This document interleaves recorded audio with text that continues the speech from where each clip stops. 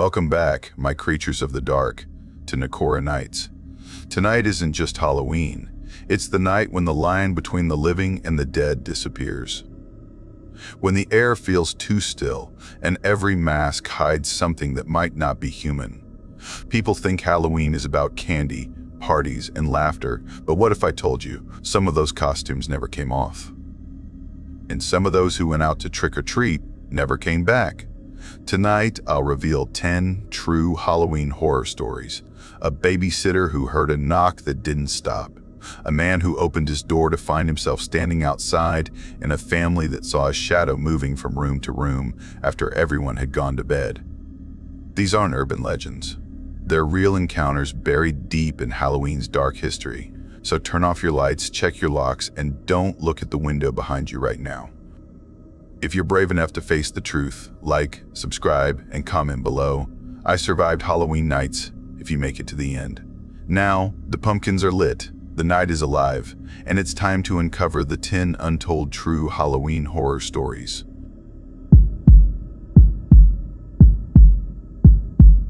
I never believed in curses, but that was before the night I saw myself standing at my own door.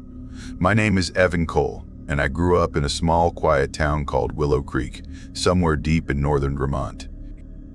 It was the kind of neighborhood that pretended to be peaceful, white fences, trimmed lawns, friendly smiles. But under that still air, something always felt too calm, like the world was holding its breath. When I was a kid, my parents used to say, "This is the safest place in the world."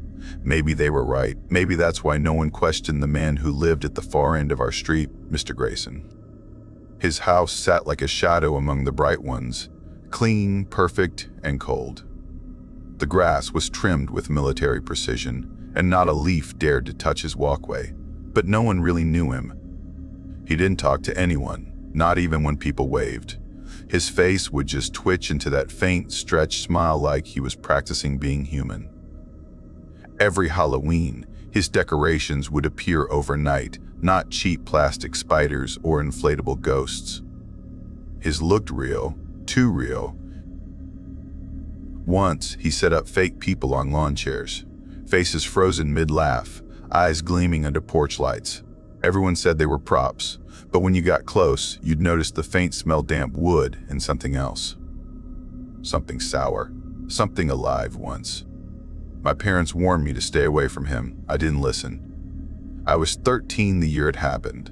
My best friend Liam had dared me and 2 others, Sam and Noah, to sneak a look inside Mr. Grayson's basement. "People say he used to throw parties," Liam whispered. "Then something bad happened. No one knew what that meant. Some said a guest went missing. Others said they heard crying from the basement long after Halloween was over." Still, curiosity beats fear when you're 13. We planned it out, Halloween night. We'd knock on his door like trick-or-treaters, distract him, then sneak around back. That night, the air was cold enough to bite. The whole street was glowing with jack-o'-lanterns and laughter. Kids screamed, parents chatted, and the moon watched over it all like a silver eye. When we reached Mr. Grayson's house, everything went silent. No music, no laughter, just the soft hum of his porch light. We hesitated. Then Liam knocked. The door opened slowly. Mr. Grayson stood there in a brown cardigan, smiling wide enough to show every tooth. His eyes didn't match his mouth. They were empty, like glass. "Trick or treat," Liam said, his voice shaking just a little. Mr. Grayson handed us full-size candy bars. "Enjoy the party," he said quietly, and closed the door. There was no party. We met behind his fence minutes later. The backyard was darker than the streetlights could reach. The smell of wet metal and earth hung in the air. Then Sam found it, a small metal hatch, half buried in leaves near the house. When we opened it, a draft of cold air escaped, carrying with it a faint hum, like an old machine deep underground. We hesitated. Then Liam grinned. "Told you he's hiding something." The narrow steps led down to a wooden door. It wasn't locked. When Liam turned the knob, it creaked open, the sound stretching through the night. The basement smelled like old dust and fabric, but beneath that, something metallic, something sharp. We stepped in, flashlights shaking in our hands. At first, everything seemed normal.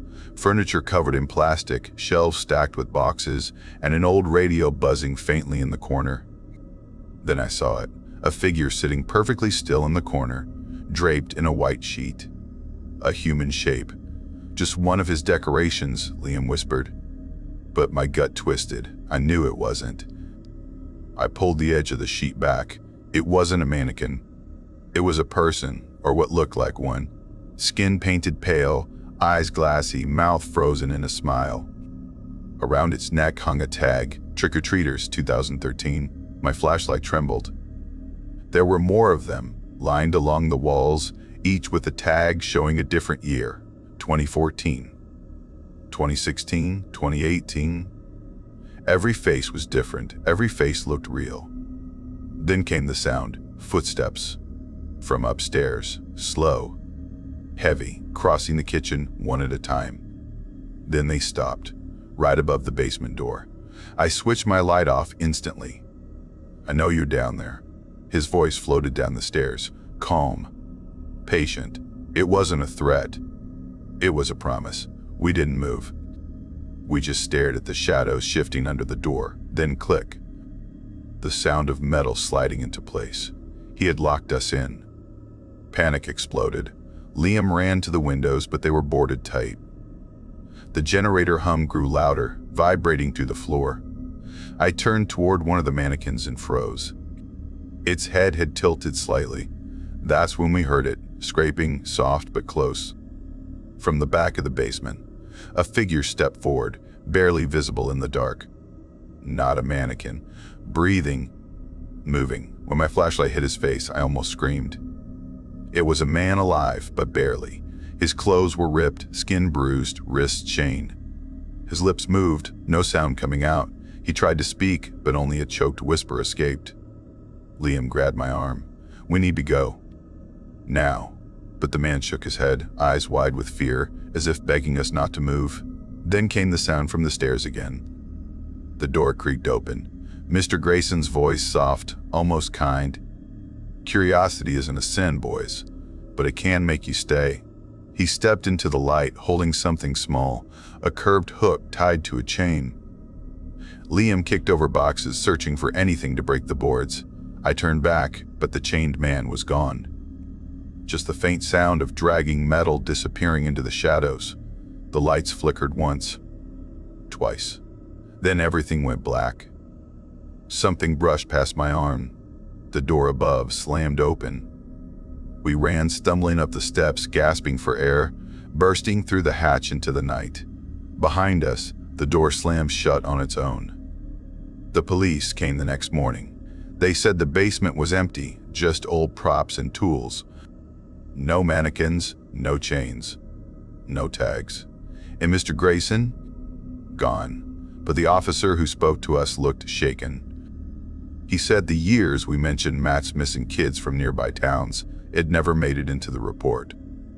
A month later, someone bought the house, painted it yellow, removed the basement stairs completely. But every year, on Halloween night, neighbors swear they still hear faint knocking under the floor. And if you stand by the fence after midnight, you can see a dim light glowing through the cracks where the hatch used to be. I don't live there anymore. Liam moved away, never spoke about it again. Sometimes I dream of that basement. The smell, the silence, the faces. And sometimes I wake up to a sound. Knock, knock. Always at the same time, 2:17 a.m. The first time, I thought it was nothing. The second time, I checked the window, and there, on my porch, was a pumpkin, carved neatly. Inside it, my photograph. The next night, my doorbell rang. I checked the camera. Someone stood outside, facing the door. My breath froze. It was me. And then the cards started arriving. One every morning. Each one said the same thing: Happy Halloween. Tomorrow's, You Now every October. I wait. The nights grow quieter. The knocks come closer. And when the air smells like dust and damp wood again, I know Mr. Grayson isn't gone. He just moved next door.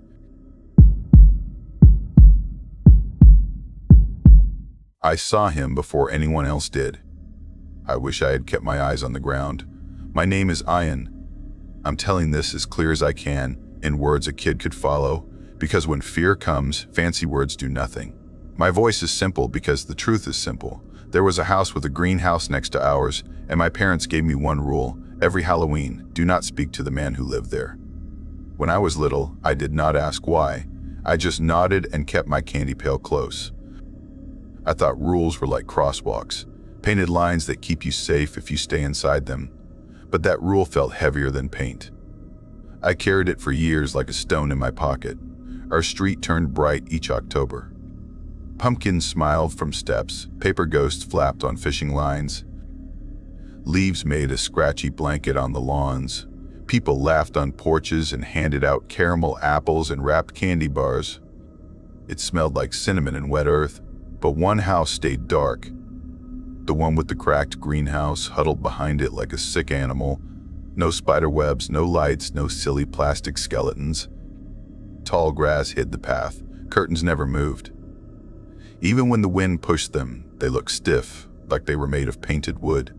I carried this picture in my head every autumn, every home glowing, that one house asleep with its eyes open. I used to feel someone watching from those still curtains. I would walk faster and pretend my shoelace needed tying. I told myself it was a trick of the air, the way heat bends things, but my neck always prickled when I passed. One year after school, my friends dared me to slow down near the greenhouse. We were in mismatched costumes and big feelings. My friend Riz wore a cardboard robot suit with bottle cap eyes. Tanya wore a red cape and had fake vampire teeth that clicked when she talked. We were full of sugar and courage that only lasts while the sun is up. We drifted toward the greenhouse and tried to look like we had business there. I held my pumpkin bucket and traced the cracks in the path with my toe. The front door was not shut all the way. It was open just a finger width, shadows pooled in that slice like oil. I felt a shape standing inside, tall and thin, as if a coat rack had learned to breathe. I told myself it was a trick of night falling too fast.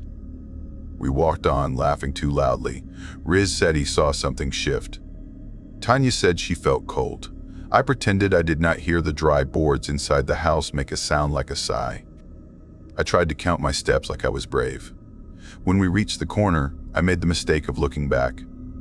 There was a man on the porch. He wore a tired gray jacket with elbow patches. He looked about the age of someone who had learned too many hard lessons and kept them all. He faced us without blinking. His face was too calm, like a photo that thinks. I raised my hand and waved, because that is what you do when you are a kid and want the world to be normal. He did not wave back. He did not move at all. He held the stillness like a plate. "Do you see him?" I asked. Riz squinted, then shrugged. Tanya bit her fake fangs and shook her head. The man stayed where he was, steady as a post. I tried to laugh, but the sound cracked like thin ice under a boot. My mother met us at our door. She smiled tight and asked if we had kept away from the greenhouse. I told a lie painted like a truth. Yes, my mother turned off the porch light and stood a little straighter, like she was holding a heavy suitcase I could not see. Later, I heard my parents in the kitchen, their voices low and thin. My father said, "He is not supposed to be there anymore." The words landed in my chest like cold marbles. Our window looked straight at the neighbor's yard. I wanted to sleep, but my thoughts made a rough nest. Our old dog, Bruno, lifted his head and rumbled at the glass. He stared like he heard something far away and close at the same time. I raised the blind a finger width and looked toward the greenhouse. The man stood there on his grass, face tilted up toward my window, eyes on the exact spot where I hid. He did not blink. He did not sway. He might have been holding his breath, and somehow, so was I. The porch light on our house flickered on, off, on, as if afraid to choose. I blinked too, and when my eyes opened, the neighbor's yard was empty. No man. Only the door of the greenhouse now pushed open wide, letting the dark roll out. I went still until my skin felt too tight. I wanted to wake up, but I was fully awake. Morning wore a mask of normal. My father flipped pancakes like coins. My mother hummed an old song while the kettle hissed. I tried to match their tune, but my mind kept returning to that man's face. I asked who used to live next door. Their eyes spoke to each other over my head. Then the subject changed as fast as a curtain drop. At school, I told Riz and Tanya what I had seen. They teased me until I described the jacket with the elbow patches.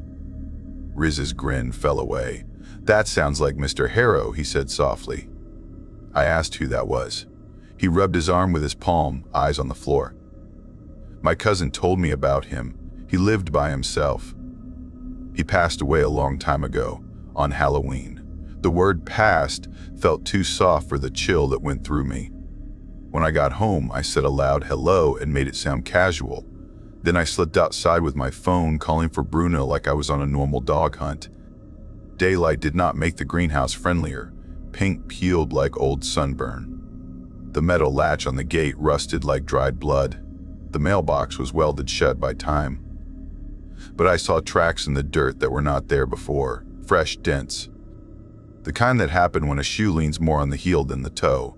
They led up the path and faded at the bottom step into nothing. I took a photo. The camera app jumped, like the lens did not want to look. That evening I tried to obey. I shut the blinds. I tried to pretend the world ended at the wall. But curiosity is a door that opens even when you lock it. My hand lifted the blind. I told myself I would glance once. The greenhouse windows were dead black. Then a faint orange glow rose in the upstairs window, like a candle waking. Something crossed in front of the light. Its outline was a person's frame, but thinner, like it had lost parts of itself. I told my parents again. My father's voice was a warning bell without a tower. "Stay away from that house." It sounded more like begging than scolding. I asked why. His mouth made a line that said he had no words that would help. He stared out the window like he was seeing a memory he wished would go away. The silence that entered the room sat down hard.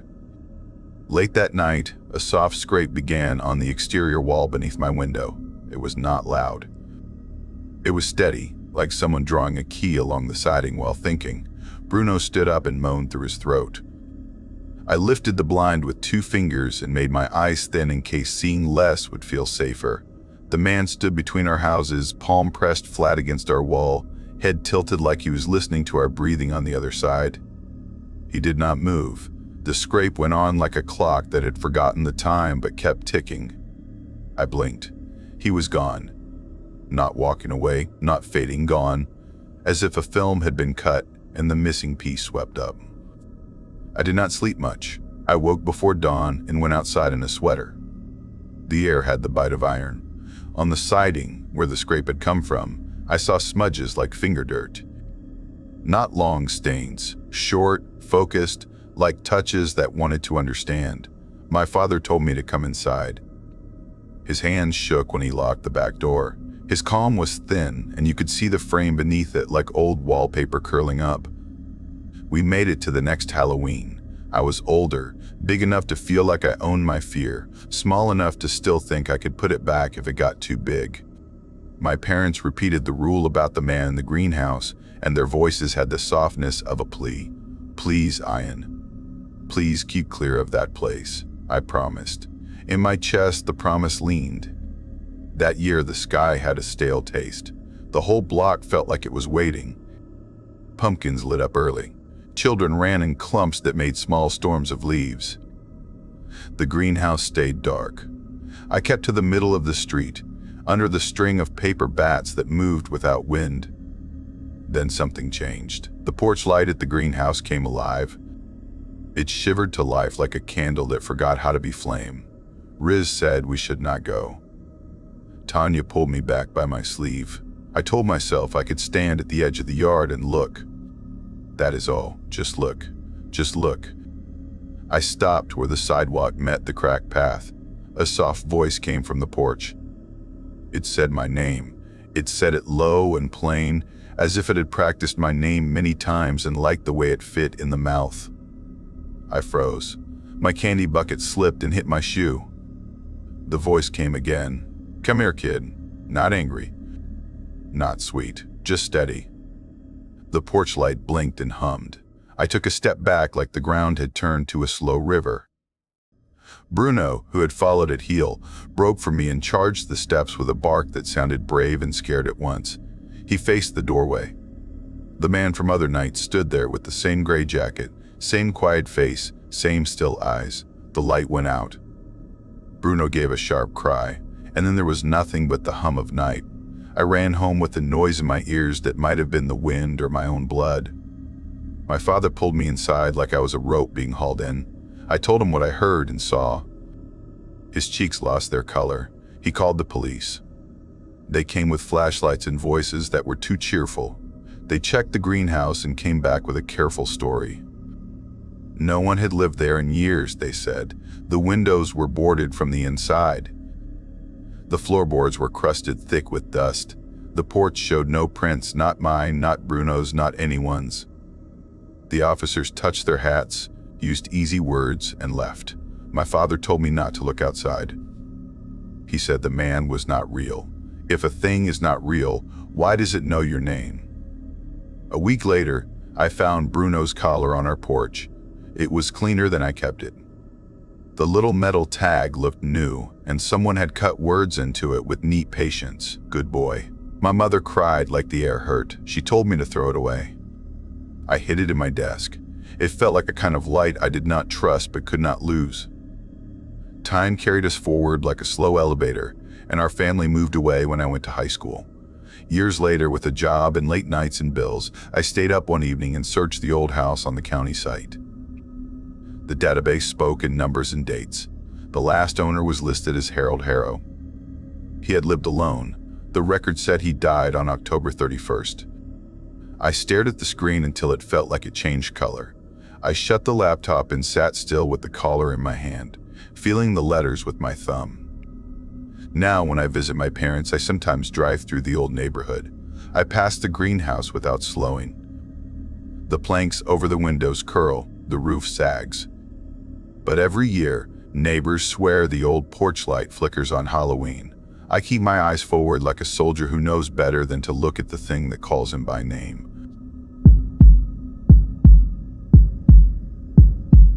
I thought Halloween was my favorite day. I was wrong. I live on a quiet street now, in a town called Bramble Hollow, a small place near the woods, where the air gets cold early and the sky hangs low with fog. People wave here. People know your dog's name before they know your name. Front yards have bird feeders and wind chimes and faded tricycles under porches. It should feel safe. It used to feel safe to me. My name is Leo, and I tell stories for a living. I record voiceovers for scary videos, write small scripts, and post them online. I do odd jobs at night too, stocking shelves, delivering takeout, because night pays more and night is where the stories are. I grew up with Halloween. My mom stitched my costumes by hand. My dad carved pumpkins in the kitchen, his hands orange and sticky, the smell of raw pumpkin filling the house while we played old monster movies. I used to think monsters were just stories. Then last October came, and it taught me to listen to the creaks in the floorboards like they were words. I rented a small house on Willow Lane, not far from the old mill, and I moved in around late summer. The street had maples on both sides, and when fall hit, it turned into a shining tunnel of red and gold. Kids raced bikes up and down, yelling, laughing, tossing leaves in the air. Dogs napped on porches. I had a dog too, a rescue named Milo, brown ears, kind eyes, a tail that wagged so hard his hips wiggled. My house was one story, 2 rooms, a tiny kitchen, a narrow hallway that made the light stretch thin. I liked it because it was quiet and cheap and near people who smiled with their eyes. Across the fence from me stood a house that did not smile.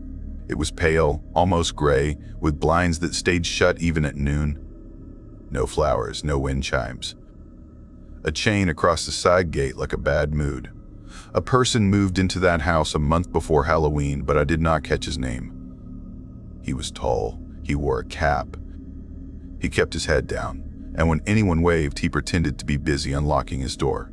He did not set out trash until after dark. He did not park straight. His lights were off most nights. The house had that feeling you get when you imagine a cold hand touching the back of your neck. You try to laugh, but you also step forward a little faster. On the first week of October, Everyone on Willow Lane began decorating. Plastic skulls, goofy skeletons, orange lights like soft fire, spider webs that clung to bushes and mailboxes. I thought I might join, but my hands were full with work, and I kept telling myself I would do it later. Then, one morning, I looked out my front window and saw that my new neighbor had decorated too. But not like the others. His yard held a tall figure standing on the grass near the center like a guard. It was a life-size person, but it was not fun. It was not silly. It wore dark clothes and boots and gloves, and a pale blank mask that swallowed the face with emptiness. It looked like a person who had been erased and left standing. The figure's head was turned toward my house. At first I said to myself, okay, it's Halloween, people get a little weird.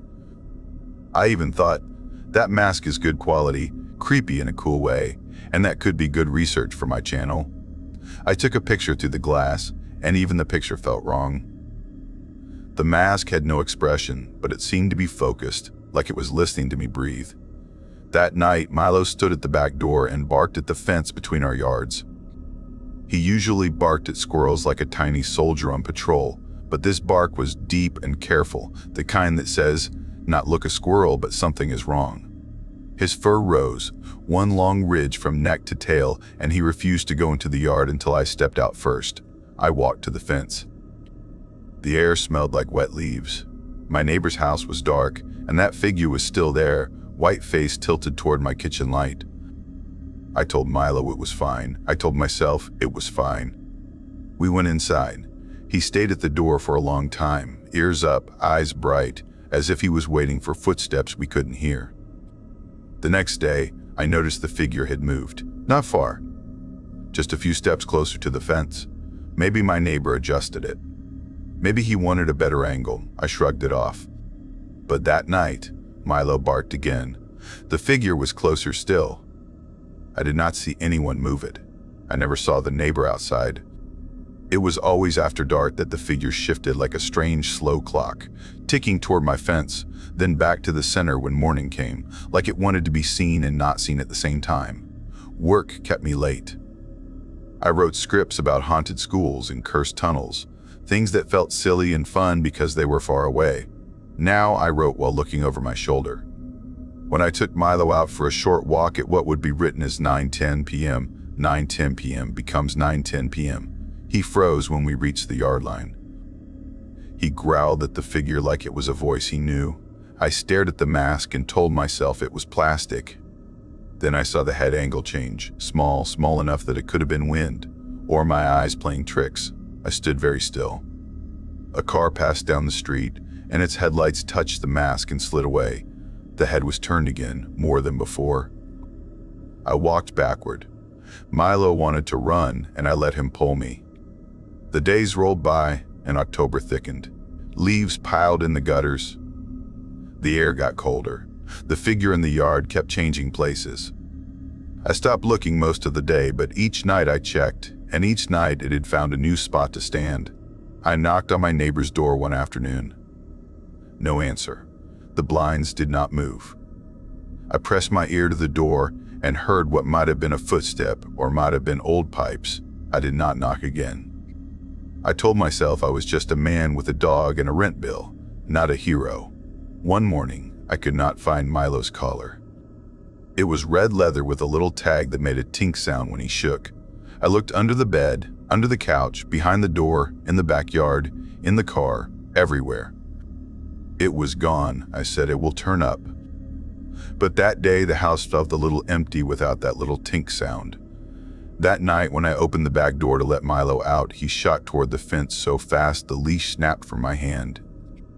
He barked like he had found the center of his fear. My porch light flickered, a slow, low dip like someone was pinching the wire. In that dim breath of light, I saw the figure standing nearer than ever, right at the fence line, the mask bright and blank, the body still, too still, like a picture of a person rather than a person. I felt the shape of breath that wasn't mine move the air between us. It could have been wind. It could have been my own panic. My chest hurt. I pulled Milo back inside and locked the door and told myself I would sleep. I did not sleep. When morning came, I laughed at myself. I made coffee. I told Milo he was brave. I told the kitchen table that I was grown and I would not be scared of a prop. Then I looked out the window and the figure was back in the middle of the yard like it had never moved. I almost relaxed. I walked outside trying to show Milo that I was normal. The grass was wet. The light was that sharp kind you get after a cold night. And on the fence post near the back, I saw something shiny. I walked closer. Milo followed, slow, unsure.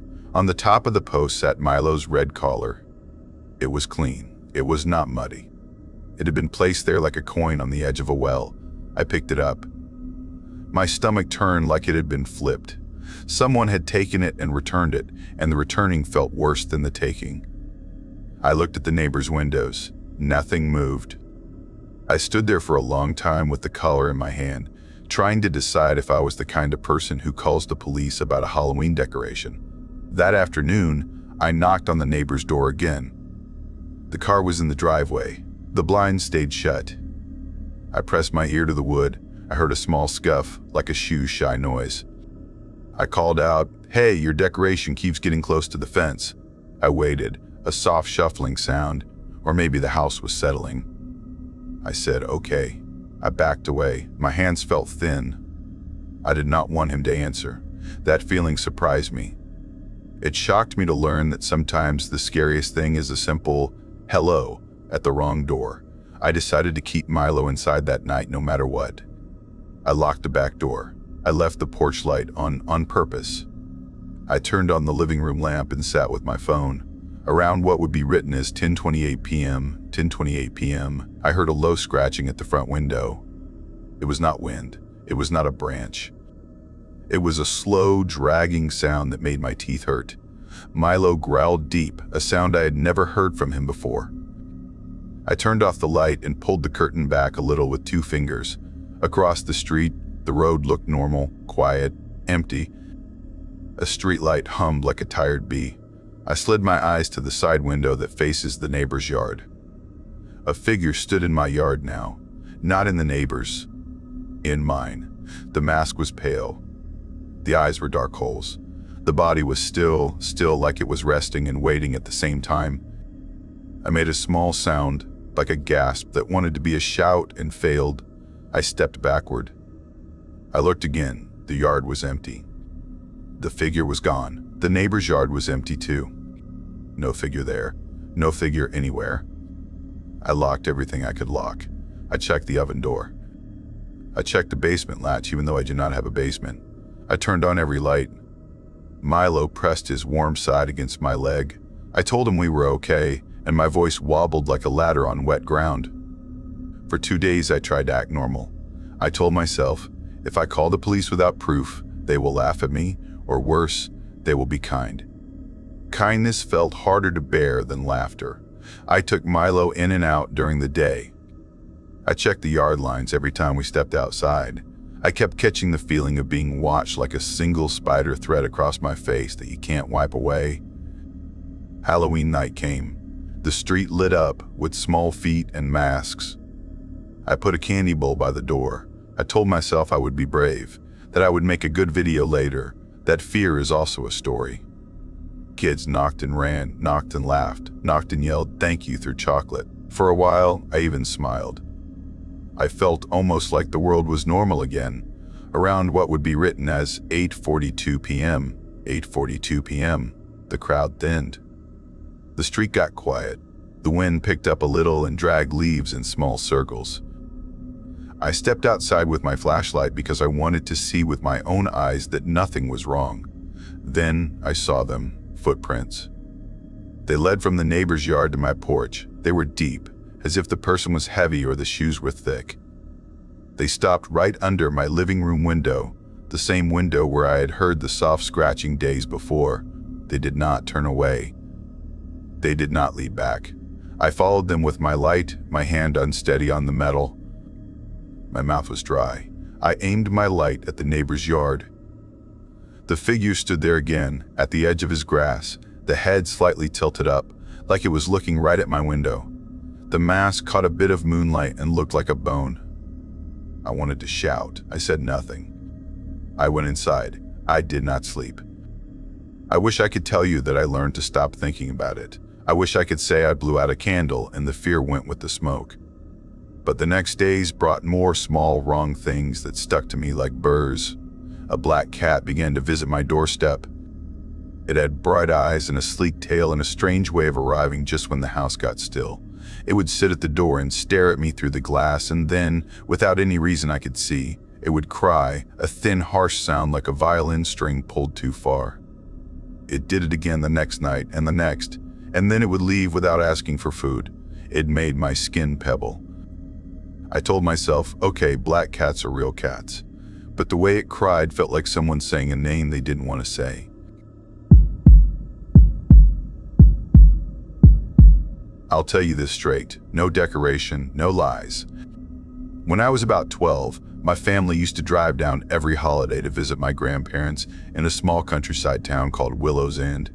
It was the kind of quiet place where everyone smiled at each other, but somehow no one talked about the things that made your skin crawl. Our house was in the city, 3 hours away. Every Thanksgiving, Christmas, and Easter meant one thing: pack up the car and go to Willow's End. My grandparents' house sat at the very end of a dead-end street. It was old, wooden, and creaked like it sighed when the wind passed. 2 houses down lived my aunt and uncle with their baby daughter. Between those houses was a cracked sidewalk, and in the middle of it stood her house. No one called her by her name. We called her the Shackled Woman. She was tall, over 6 feet, and broad like she could move trees. Heavy chains hung from her shoulders, real logging chains that clanked when she moved. She always wore old mud-stained dresses, heavy boots, and her gray, tangled hair hung like a net. Sometimes we saw her outside scrubbing her house. Yes, scrubbing the walls with a brush and soap, even in the rain. If she saw us kids, she'd shout, "You little devils, the darkness is coming for you." Her voice was deep, cracked, and smoky, the kind that made your chest shake when she yelled. We were terrified. Our parents said she was just lonely and strange, but we didn't believe that. When we walked past her place, we ran. Her windows always glowed faintly, and you could see her watching, face pressed to the glass.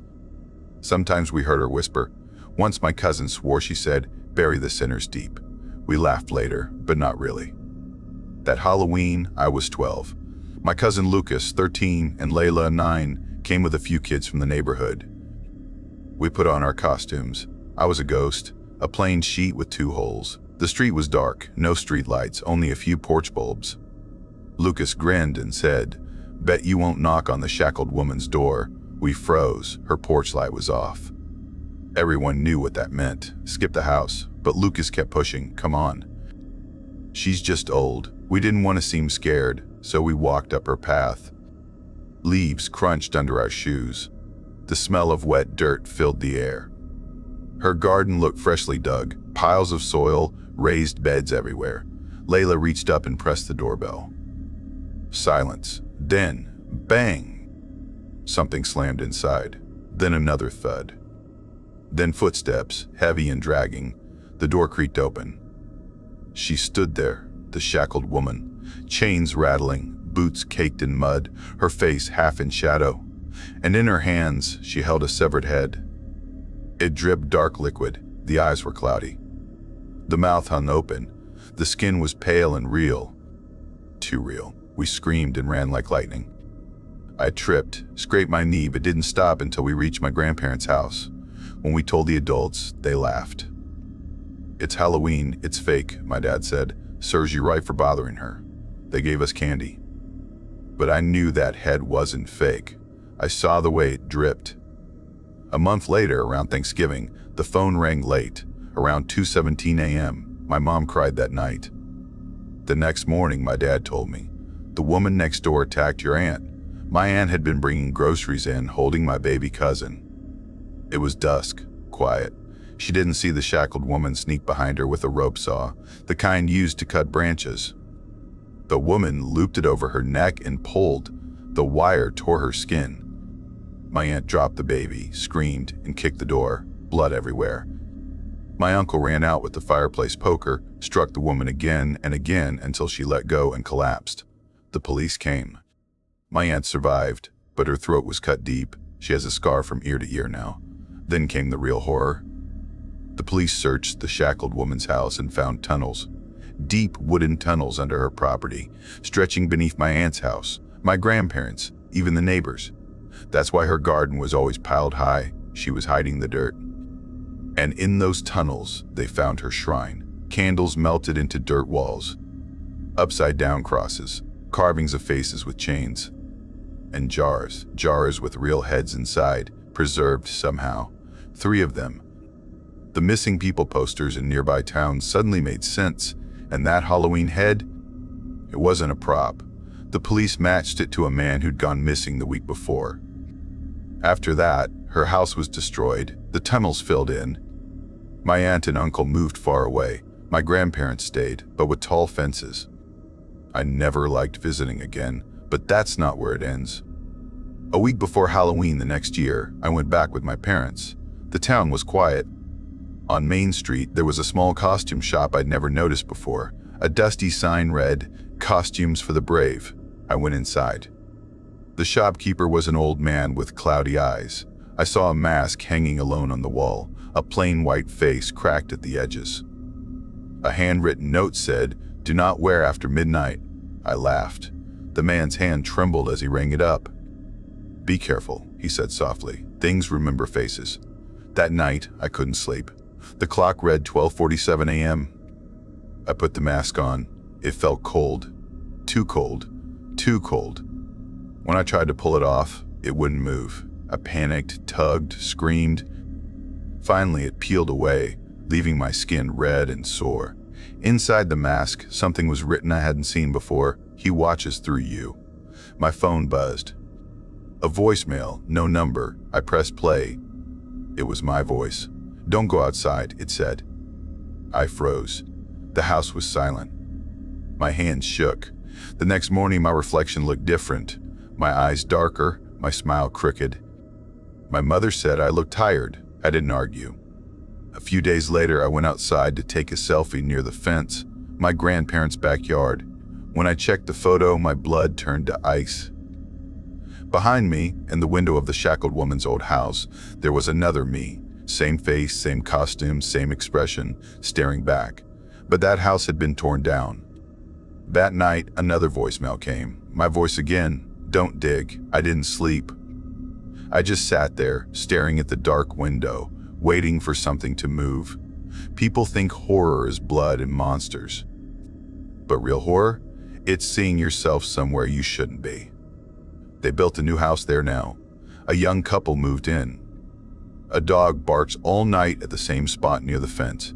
I drive past sometimes. The ground looks freshly turned. And sometimes, when I check my voicemail, I still hear breathing before the line cuts. If you ever find a mask that says, "Do not wear after midnight," don't test it. If you ever hear your own voice warning you, listen. Because maybe it's not you calling. Maybe it's the one still wearing your face. And if you take a selfie tonight and see another you in the photo, run. I'm 17, and I live in a quiet suburb called Willow Bend outside Portland. Our street is small and sleepy. Old maples lean over the road like watchers. In the daytime, neighbors wave and dogs nap on porches. At night, the wind makes the leaves hiss, and you can hear your own breath. I should tell you who I was before that night. I wasn't brave. I wasn't tough. I was the kid who returned library books clean, fixed the TV remote, and always said yes to small favors. My mom is a nurse who works late. My dad is an accountant who lives inside spreadsheets. He always tells me, lock up, double check, think first. I tried to live like that. I loved video games, late snacks, and quiet walks. I believed our street was safe because it had always felt safe. Across from us lived Mr. Lang. He is retired, thin, gentle, and talks in a soft radio voice. He loves puzzle books and keeps a glass bowl full of candy by the door.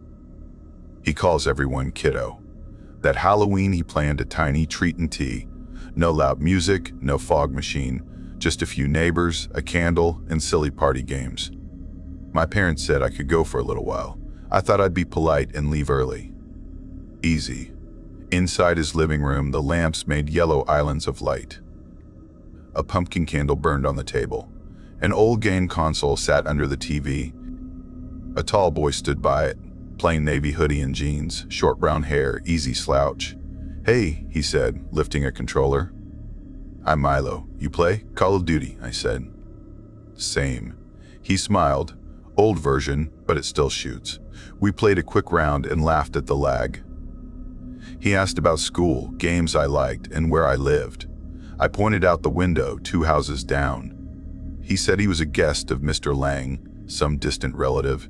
He said he was taking a gap year before college and sometimes stayed with family. We traded numbers. He felt like the kind of friend who texts memes and borrows controllers and asked about math homework at midnight. My mom had been on me all week to buy a porch pumpkin.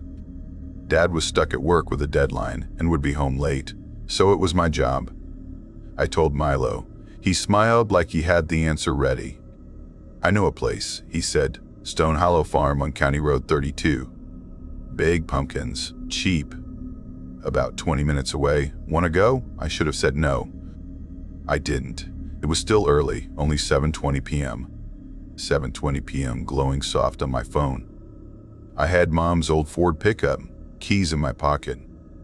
It felt like a small errand, not a decision with teeth. We drove out of Willow Bend. Houses thinned, fields opened. Fog rose from the ditches like spilled milk. It grew thick fast, like a movie set, and the road ahead became a narrow tunnel. I could see maybe 40 feet. Headlights felt weak. We talked about easy things. I said math felt like a box with no air. He said a gap year helped him think about paths. He said he sometimes visited his uncle near here. He didn't fidget. He didn't fill silences. He was calm in a way that made the seat feel colder. At last we reached the farm. A sagging wooden sign leaned by the gate, Stone Hollow Pumpkin Patch. Paint was chipped. Orange orbs lay in rows like sleeping suns. No lights, no cars, no people. The barn stood dark, a crooked mouth. The farmhouse looked blind. "Where is everyone?" I asked. "Probably closing," Milo said. "Wait here. I'll check around back." He stepped into the fog and vanished like he'd stepped into smoke. I sat with the engine ticking. I checked my phone, 1 bar that fell to none. I thought about taking a pumpkin from the edge and leaving cash under the sign. Would that be rude? I didn't move. Minutes stretched thin. Then shapes pushed through the gray. Milo walked back, not alone. The man with him looked like a postcard farmer, late 30s. Clean-shaven, brown eyes, faded flannel, overalls. His smile was too wide and held too long, like a mask that almost fit. "Evening," he said. "Need a pumpkin? Best ones are inside the barn." "Come on." I looked at the field. The pumpkins were right there. "We can take one from here," I said. "The big ones," he said, softer, like a test. "Inside." Milo nodded. "Yeah, Arslan." He says the huge ones are stored in the barn. Then the questions began. Not about pumpkins. About me. Where do you live? Who's home tonight? What does your dad do? Any siblings? What's your last name? His voice was steady. His eyes didn't blink enough. It felt like he was measuring me while pretending to be polite. "It's just me and my parents," I said. "Dad's in accounting. Busy man," he said, smile not moving. A door slammed somewhere in the fog. Not the barn, the farmhouse. The sound was heavy and far away. I looked at Milo.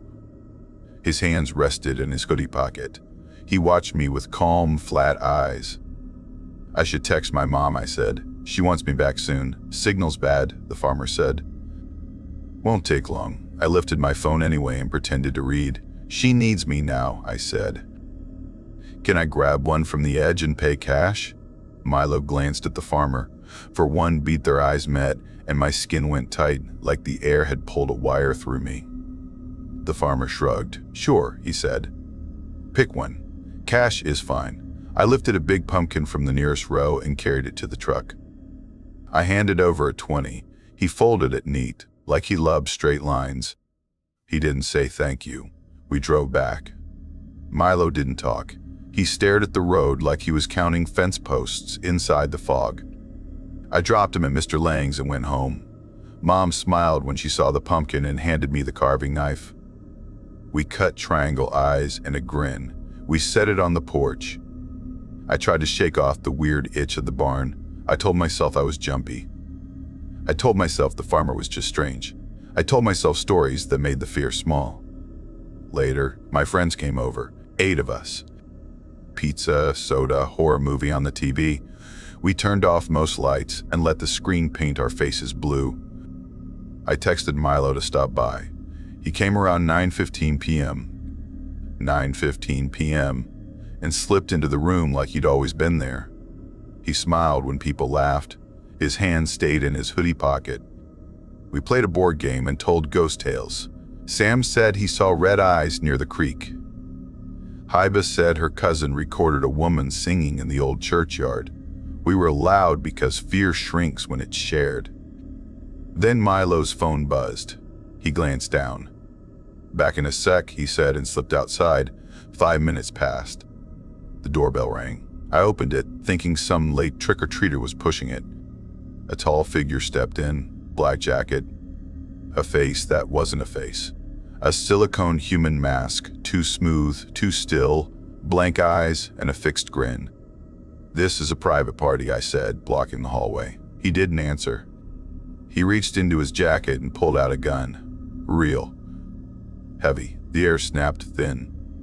"Wallets, phones, jewelry," he said, voice flat. "Now." In the bag. He threw a duffel to the floor. We moved like sleepwalkers. I dropped my phone. Heba pulled her necklace free. Sam handed over his watch. The masked man worked quick and calm, almost bored. He took Milo's wallet too. It looked fair. It felt staged. Milo didn't shake. He didn't even look surprised. The thief backed out and was gone. We locked the door and called the police. Blue and red washed over our pumpkin grin. 2 officers took notes and asked for camera footage. Dad had put a small camera above the porch last year. We pulled up the video. It showed Milo stepping out to take a call. A man waited by the hedge, no mask yet. They leaned in, heads close, talking like teammates. Milo went back inside. The man slipped on the mask, stood still for a count of 10 and rang the bell. Police arrested Milo in our living room. He didn't resist. Later, they told us he talked. He said the farmer at Stone Hollow was his Uncle Derek. Uncle Derek had a record for theft. The pumpkin patch was a front. Evan no, Milo had a job, meet kids like me, learn families, test houses, find cameras, map exits. The farm trip was a probe. The questions were the form. The party was the plan. Police raided the barn. They found people's things in crates. Phones, watches, jewelry, old coins, and our stuff too. They found a gun under a tarp by a broken wheelbarrow. They took Uncle Derek as well. We got our belongings back. Safety did not return with them. Fear stayed, a thin wire humming under the floor. 2 days later, something new started. I came home from school and found a small paper candy bag on our porch. Pumpkins printed on the sides. No knock. No note. We thought it was from a neighbor. I opened it. Candy inside. Under the candy, a small photo. It showed a graveyard I didn't know. Bent fence. Leaning stones. Heavy sky. No people. No name. I turned it over. Blank. That evening, the local news flashed a story. Vandals strike Old Fern Cemetery. The picture on the screen was the same graveyard. Same fence. Same sky. It had happened that afternoon. My fingers went cold. I looked at the photo from the candy bag. Same angle. The next night, at exactly 10:30 p.m. 10:30 p.m. Another candy bag sat on our porch. We heard nothing. The camera showed nothing. I opened it. Another photo under the sweets. County Road 32 in thick fog, the same road to the farm. Then it became a rule. Every night at the same time, a candy bag appeared. I sat in the dark at the window to watch. I saw no person. The camera saw no person. The bag just existed on the step, like the porch learned to grow paper. On the third night, the photo showed our street from knee height. Mailbox, the crack in the curb, Mr. Lang's porch across the lane. On the fourth night, the photo showed our front door, close enough to see the tiny scratch by the bottom hinge. On the fifth night, the photo showed my bedroom window. In the reflection, a message was faint on the inside of the glass. "See you at midnight." I ran upstairs. The window was locked, but if I leaned close and tilted my head, thin letters showed, smudged from the inside, like someone had written and tried to wipe them away. We called the officer.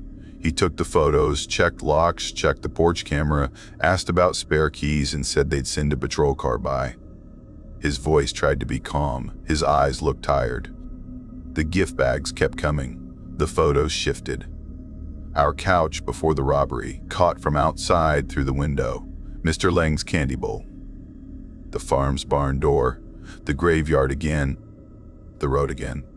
The pattern felt like a hand tapping my shoulder from behind, asking, "Do you see it now?" One afternoon, Mr. Lang brought cookies. His smile shook. "I didn't know about the boy," he whispered. "I thought he was my cousin's nephew. If I had known, I told him it wasn't his fault."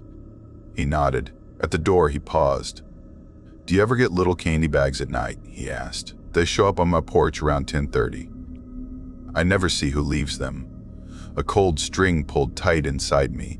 That night, I taped a new note on my window in thick black marker. "Who are you?" The 10:30 p.m. bag arrived. Under the candy, a photo of my window with my question. On the glass itself, written from the inside again, 4 thin words, "You know my face." I remembered 3 faces at once, the silicone mask with the fixed grin, the farmer's wrong smile, and Milo's calm eyes. So many ways to wear a face. I borrowed Dad's old camcorder and set it behind the window, pointing at the door. I let it run. I watched in the dark.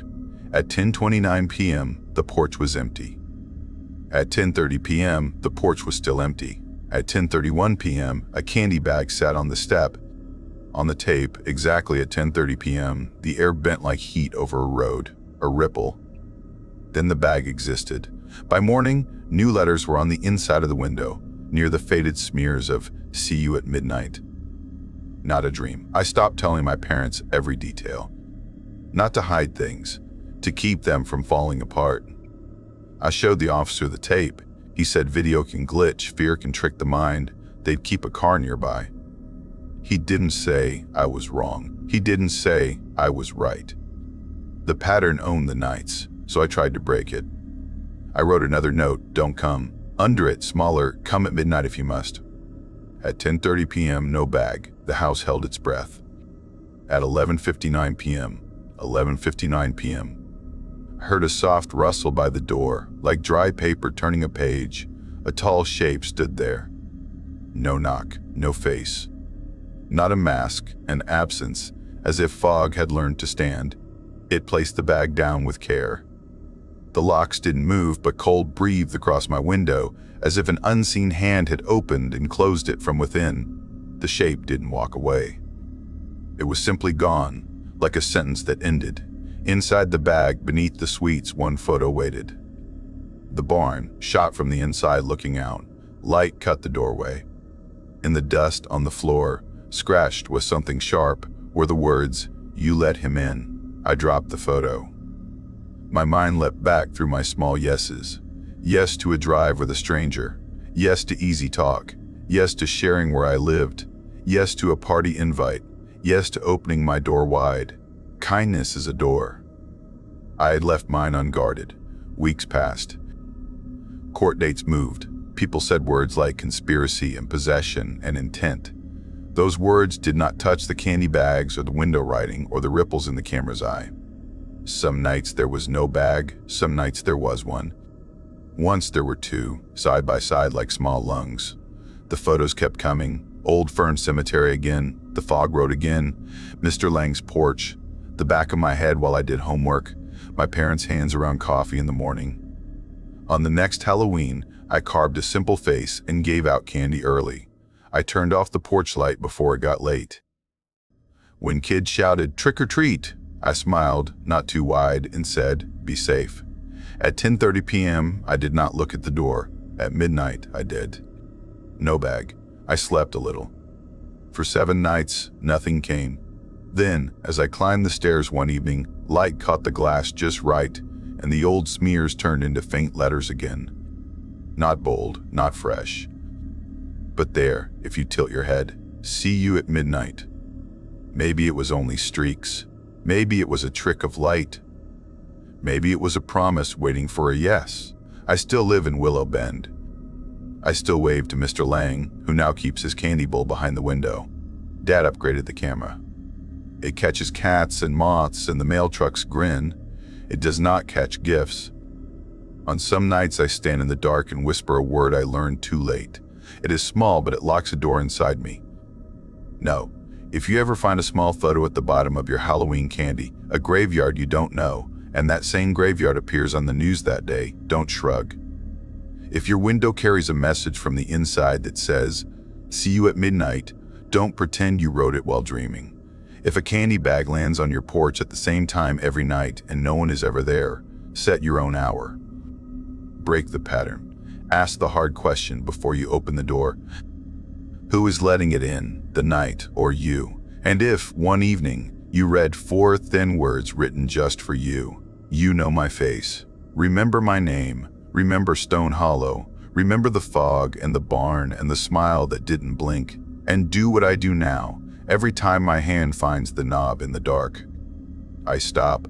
I listen. I breathe. I say no. And I keep the door closed. I still remember that night like it's carved into my bones.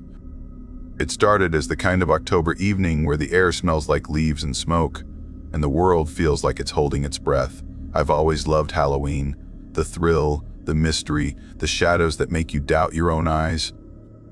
But that one October, it changed the way I saw the dark forever.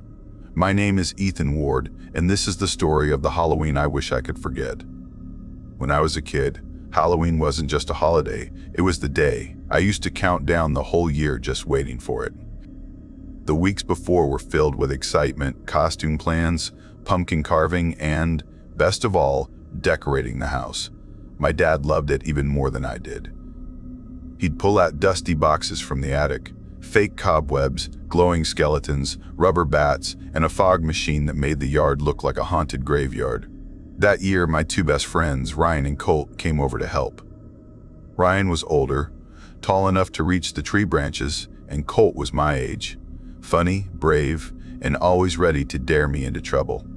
The 3 of us wanted our house to be the scariest one on the block. Dad was setting up a scarecrow near the porch while I spread cobwebs across the bushes. Ryan climbed a ladder, hanging a ghost from the old oak tree that stood guard by the sidewalk.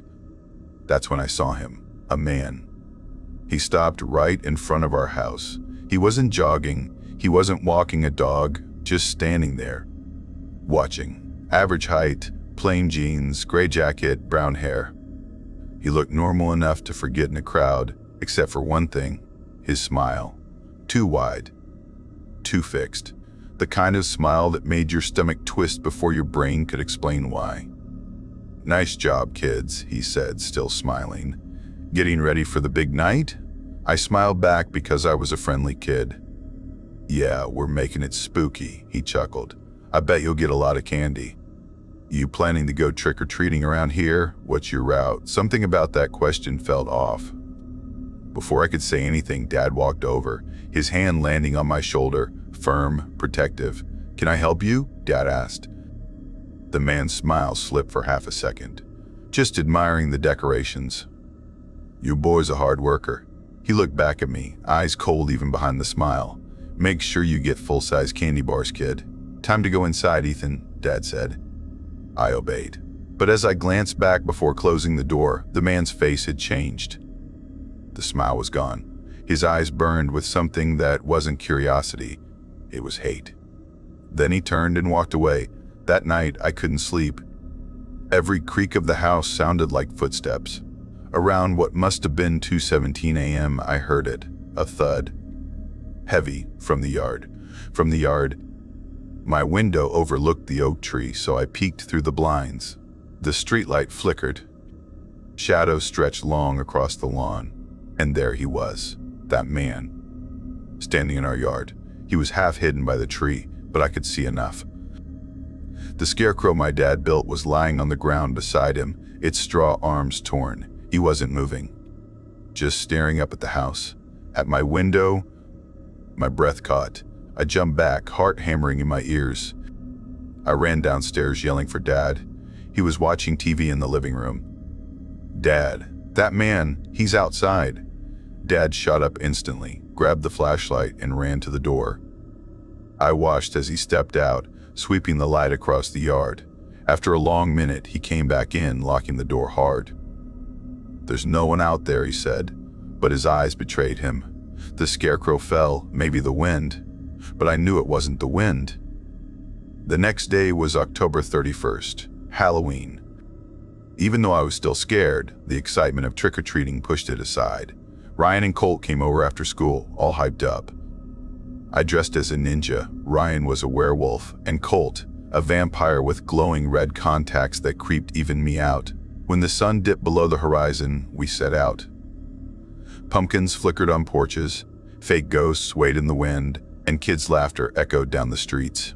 We hit every house in our neighborhood, our candy bags getting heavier by the minute.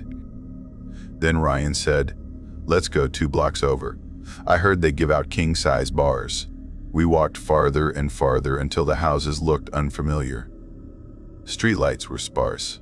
The night air felt thicker, quieter. That's when we saw a house with just one pumpkin glowing faintly on the porch. Before we could step forward, a voice came from the shadows. "Hey kids, over here. I've got the good stuff." We turned. Standing in a dark driveway, no porch light, no decorations, was him. The man. The same crooked smile. The same empty eyes. He held a large bowl that glimmered faintly under the moonlight. "Come on," he said softly, stepping closer. "Don't be shy." I hesitated, but Colt whispered, "Maybe he's just being nice." We took a step forward until Ryan grabbed our arms. "No," he said, his voice shaking. "Something's wrong." The man's smile vanished. The bowl slipped from his hands and hit the ground with a hollow clang. It was empty. Then he started walking toward us, fast. "Run," Ryan shouted. We bolted. Our candy bags thumped against our legs as we sprinted. I could hear footsteps behind me, heavy, relentless.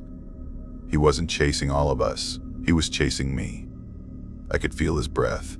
His hand grabbed the back of my costume. "Get away from my son." It was Dad's voice. Out of nowhere, Dad appeared from a side street, his face pale and furious. The man froze, eyes locked with Dad's. For a second, it was silent except for my own gasping breath. Then the man let go and ran into the darkness. Dad pulled me close, his arms trembling. Ryan and Cole came running back, both crying. We didn't say a word until we got home. Dad told us later that he'd gotten worried when we didn't come back on time. He called Ryan's parents, then got in the car to search. A neighbor told him they saw 3 kids in our costumes heading that way. If they hadn't, I don't like to think about what would have happened. We never saw that man again. But I still dream about him. Sometimes I wake up and swear I can hear the sound of a plastic bowl hitting the ground. Sometimes I think I see that same wide smile in reflections, for just a second before it fades. Years passed. I grew up, moved away. But this October, I went back home to help clean the attic after Dad passed away. There were boxes labeled Halloween. I smiled, remembering the cobwebs, the fog machine, the scarecrow. But when I opened one of the old boxes, I found something strange, a VHS tape. No label, just one word written in black marker, Ethan. I hesitated, but curiosity won. I dusted off an old player and slipped the tape in. Static filled the screen. Then faint shapes appeared. Our yard, the decorations, the old oak tree, and then a voice, whispering my name, Ethan, over and over. The video cut out suddenly. The screen went black. I turned on the lights, trying to steady my breathing. My hands were shaking. That's when I saw the calendar hanging on the wall. It was an old one, from years ago. October. Every date had a red circle around it except the 31st. That one had just one word written in bold letters: done. I tried to laugh it off. Just a coincidence, I told myself. Until I opened the closet to look for a coat. And there, hanging in the dark, was a Halloween costume. A ninja costume. The same one I wore that night. But I never brought it back home. And that's when I realized maybe some nights never really end. Maybe that man never left. Because as I turned to leave the room, I heard it, faint from somewhere behind me. The softest whisper. You ready for the big night? I felt the cold the week October began, like the air itself was warning me. I keep wondering, if I looked away sooner, would the thing have stayed in the dark? I'm Ethan, and every year my friends and I throw a Halloween party. I make lists and plans. Lily acts tough but spooks fast. Noah believes everything has a neat reason. Kai is quiet, watches everything, and never leaves anyone behind. I made a new group chat and named it Night Havoc. I typed, "Okay teen, party planning starts now." Lily replied, "Go big." Fog, lights, everything. Noah said, "Let's set a budget. Remember the inflatable spider." Kai wrote, "I'm in." We argued about theme, snacks, and who picks music. For an hour, the chat felt warm and easy.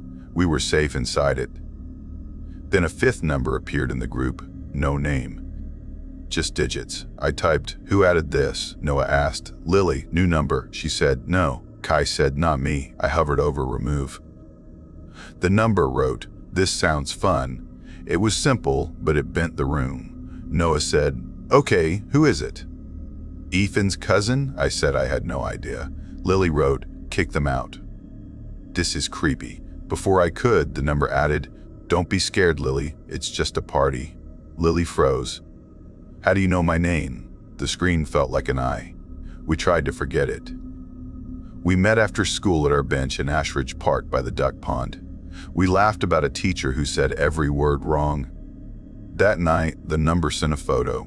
It showed us on that exact bench, shot from behind the oak tree. We were laughing, and the camera was hiding. My stomach fell. I called Lily. "Did you see it?" she said. I whispered, "Someone was there." Noah said, "It's a prank. Someone saw us." Then a text came. "Still think it's a joke, Noah. Be careful crossing on Birch Street. You almost didn't see the blue sedan." Noah went silent.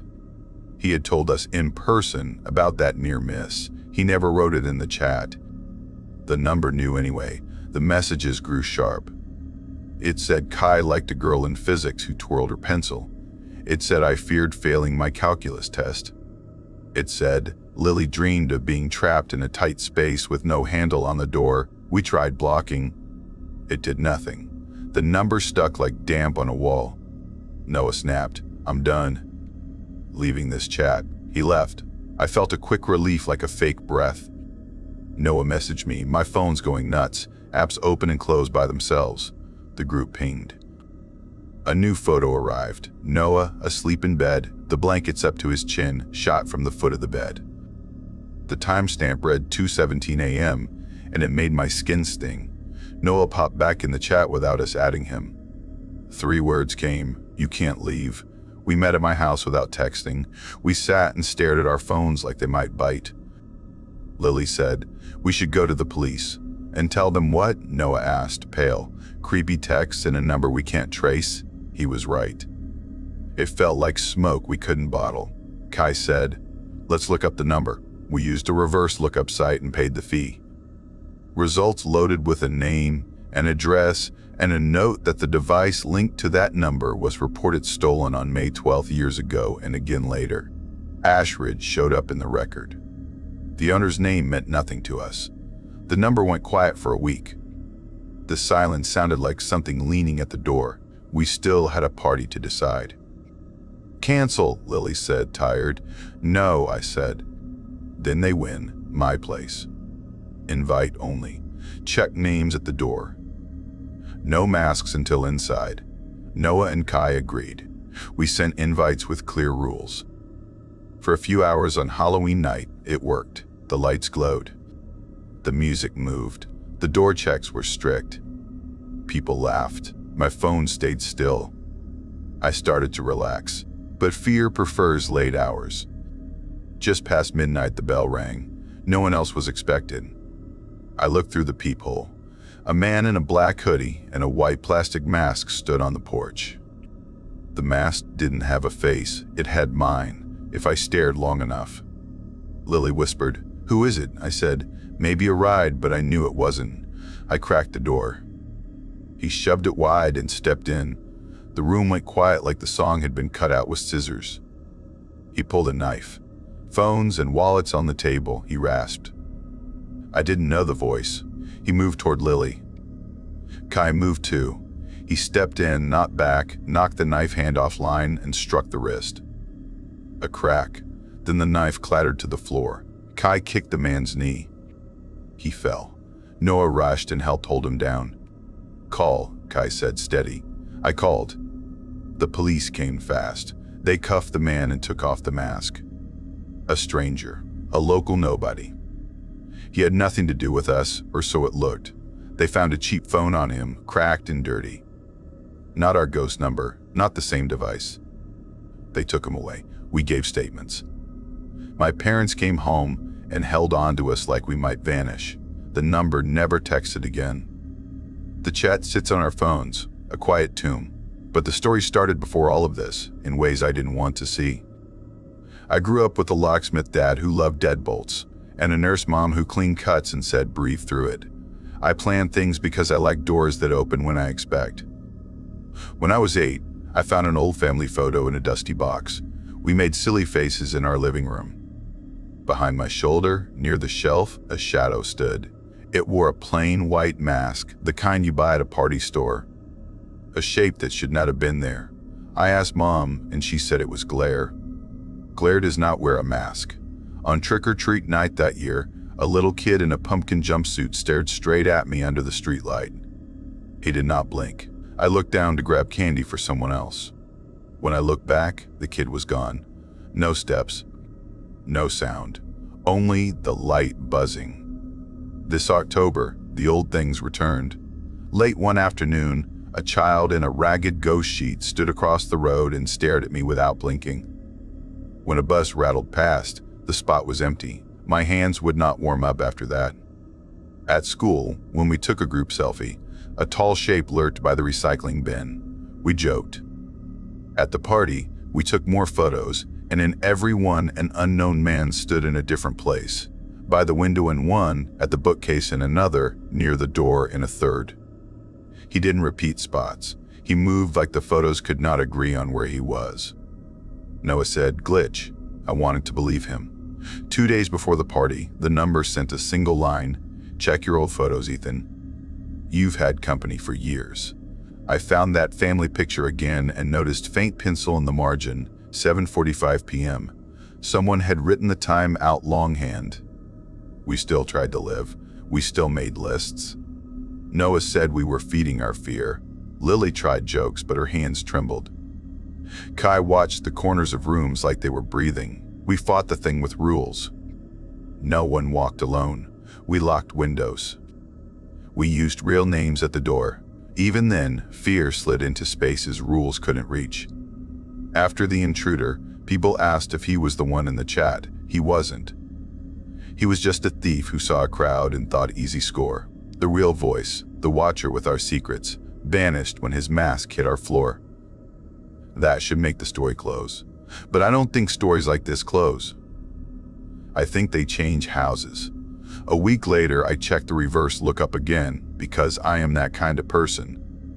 The original owner of the stolen phone had an old auction post online. Laid out on a table were dusty books, a cracked white mask, and a small camera with a sticker that said, "Bench Views."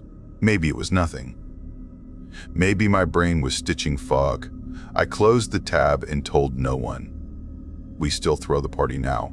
Smaller, brighter lights. No masks until inside. We keep the door rules. We take group photos, then check them alone, then text the group the same phrase like a charm. All clear. We wait for each reply. If one of us takes too long, I feel that cold climb my back again. I open the old family photo, and sometimes the mask is there, and sometimes it isn't. I don't know which is worse. If your phone ever dings after midnight and a new number slides into your chat, don't say your name. Don't give it your fear. Stand where you can see the door. Move forward, not back. Keep a friend like Kai near you. And if you find a photo where a masked shadow stands behind you, do not blink first. Whisper the words anyway, even if you don't believe them. All clear. I thought I knew what keeps a family safe in October. Is it locks, bright lights, or telling yourself you're calm when your ribs feel tight? I'm Evan Cole, and I tell stories on a small-town podcast. I grew up in Ashford, Vermont, with cold air that lets you breathe, the smell of dry leaves, and dirt that remembers last night's frost.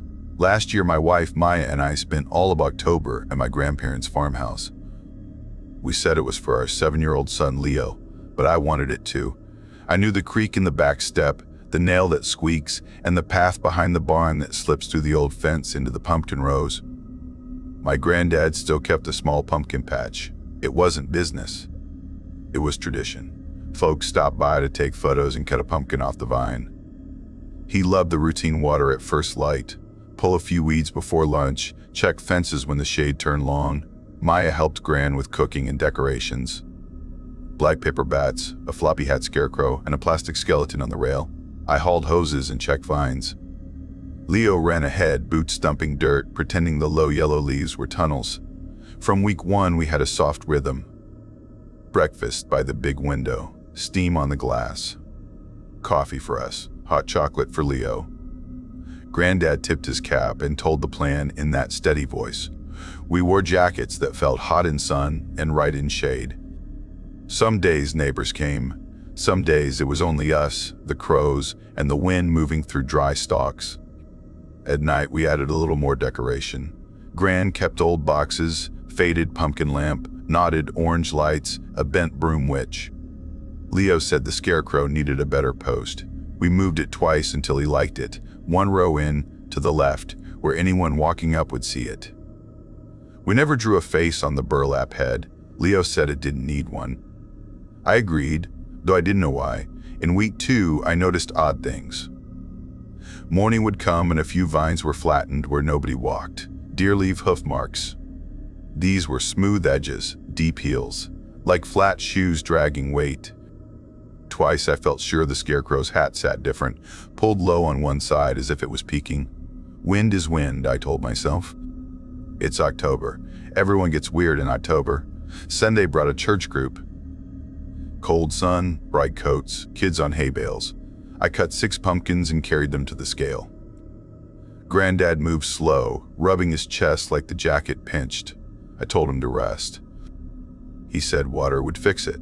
He told Leo about a raccoon that used the barn roof like a road. Leo laughed wide and loud. It was a good day. Next morning, the fog stuck late. The field looked like it floated. Pumpkins like little boats. I got up first and stood on the back step with coffee. Quiet, not empty, like the air held its breath with me. I walked the rows. Prince crossed from the far fence, 2 rows in, and stopped at the scarecrow. Not boots, not deer. Flat shoes, deep heel. Then the prince turned and went back the way they came. The old wire fence sagged low. Easy to step over. Neighbors used it. Still, the pause at the scarecrow made my chest tight. I straightened the scarecrow's hat. The burlap head was soft under my palm. 2 families came that afternoon. Later, Maya and I went to town for new string lights. That night, Granddad sat early. Tired, a little sick. Warm forehead. Let me see how I feel in the morning, he said. I woke to small sounds. A light tap, like something said on the porch rail. A rustle, like dry leaves without wind. I told myself the string lights were cooling and clicking. I slept badly anyway. October 1st arrived cold and gray. I remember because it burned into me. Leo always woke first here. He loved to slide in socks and peek out the back door to check the scarecrow. I heard the soft close of the door. I looked at my phone, 2:17 a.m. He's on the porch, I thought. The field is right there. Nothing can happen in 1 minute. I pulled on jeans and brushed my teeth. I remember the normal because the next minute was not normal. A scream split the quiet. High, sharp, cut short. Leo's voice, but with the rope snap sound fear makes. The spoon hit the counter. I ran barefoot, yelling his name. I jumped the steps and hit cold dirt. The scarecrow stood where we left it. The pumpkins sat fat and foolish and orange. No Leo. I tore through the first row, then the second, hunting for any small shape that looked like a crouching child. In the third row, near the fence path, a small blue sneaker lay on its side. Laces trailing, sticker mark still there. My legs went cold. I grabbed it and screamed for Maya until my throat hurt. She came, hair loose, eyes wide, Gran behind her with a hand over her mouth. I called for help. I fumbled once, then said it out loud so my brain would believe it. Our son is missing, he screamed. We found his shoe. The county arrived fast. One car, then another, then an unmarked SUV. Calm that looks slow but isn't. An officer took my statement. Another walked careful in the rows. Maya held Leo's other shoe like it might break. Granddad tried to stand, wobbled, and Gran sat him inside with water and aspirin. They asked about enemies. None. Strange visitors. I told them about prints and hats. It sounded silly. The deputy wrote it anyway. Neighbors came. Someone put a jacket on my shoulders. Another neighbor said she saw a man last night by the old creek turnoff. Fast walk, bulky shape. Maybe a box, around 7:45 p.m. The sheriff set up at a tailgate. He pinned a satellite photo. Farmhouse, field, tree line. He drew a triangle with his finger. He called for a K9. He asked about cameras. I hated the cheap doorbell cam still in its box. The dog caught scent by the lost shoe and pulled toward the fence. We were told to stay back. They stepped over into scrub sumac and young poplar, a narrow footpath kids used in summer. The path bent left and climbed a small ridge. On the other side sat an old tool shack. We used to call it the Jensen cabin. Scrap metal patches on the roof, a tired little chimney. It looked like it was listening. 2 deputies moved like TV shows teach you. The dog whined. The sheriff called, steady and human. No answer. A knock. A stuck handle. The door gave. A shout. A scrape. A small, muffled voice. "We've got him," the sheriff said, and my knees forgot how to stand. They carried Leo out. Muddy socks, dirt-streaked face. Shaking, not crying, he clung to the deputy, then reached for my neck. A man came out in cuffs, 40s or 50s, scruffy beard, tired eyes, plain jacket, flat shoes. He didn't look up. He sat on the step and said nothing. He looked like someone you'd forget in a minute. That was the worst part. A paramedic checked Leo, scrapes only. He wouldn't talk, wouldn't drink hot chocolate. He stared at the window. Later he whispered. He went to say good morning to the scarecrow. The hat lay on the ground. He bent to pick it up. A man stepped from tall weeds. Soft voice, hard hands. Shoe lost, smelled like old smoke. The sheriff told us the shack had signs of living. Food wrappers, rolled mattress, backpack, dead phone, small lantern, a map with marks, no ID. They'd find a name, no motive yet. Sometimes people drift, the sheriff said. Sometimes they plan things we don't fully understand. We stayed 2 more nights. Floodlight over the steps, lock on the gate. We took the scarecrow down. The pumpkins softened around the edges. Granddad said he felt worse that morning. I heard him cry once. He blamed himself. I told him it wasn't his fault. Days later, the sheriff called. They had a name. No address. Old minor arrests. Road work for cash. Seen sleeping rough. Dumpster behind the gas station. No notes. No plan. No sign he'd come back. We packed and went home at month's end. We set a pumpkin on our balcony and never carved it. It caved on one side. Leo slept on our floor for a while. He woke at 2:17 a.m. and slid under our blanket. By December, we slept again. By January, he returned to his room. I changed 2 habits. I walk fence lines, even in parks and school fields. I look for low wires, quiet paths, wrong prints, and I never put up a scarecrow. A fake guard feels like a lie. Halloween came, and we kept the porch light off and watched a movie. Then fear found me again. I drove for milk at night. Bare trees, pale sky. On Maple Street, a clown stood under a lamp. Not bright balloons, old-style paint, 2 straight red mouth, paper party hat, small candy bag. My stomach dropped. He looked like the clown in the childhood photo I'd cut apart. The same face, the same hat. He didn't wave, he didn't move. He only waited. I drove on, hands shaking. In the stairwell, I found a small candy bar. I unwrapped it in the kitchen. A folded note slid out. You were next. I went to the window. The corner was empty. My phone chimed. A photo, then another. I hadn't touched it. The gallery showed a street lamp and a shave at the corner. Auto label, Halloween night, you. I put the phone face down. I listened to the apartment breathe. In the morning, we called the sheriff. He took the note and my phone. He checked building cameras. A tall figure in a dull suit at 7:45 p.m., party hat. Face unclear. He said the same calm words. Sometimes drifters, sometimes plans, sometimes masks. That afternoon, Leo asked me, would the scarecrow have helped if it had eyes? No, I said. A mask with marbles is still a mask. Then who helps? He asked. People who aren't pretending, I said. We still walk fence lines. We still keep real eyes open. And when the phone camera clicks by itself, I hold my breath, then I look anyway. Because doors open when enough of us are looking.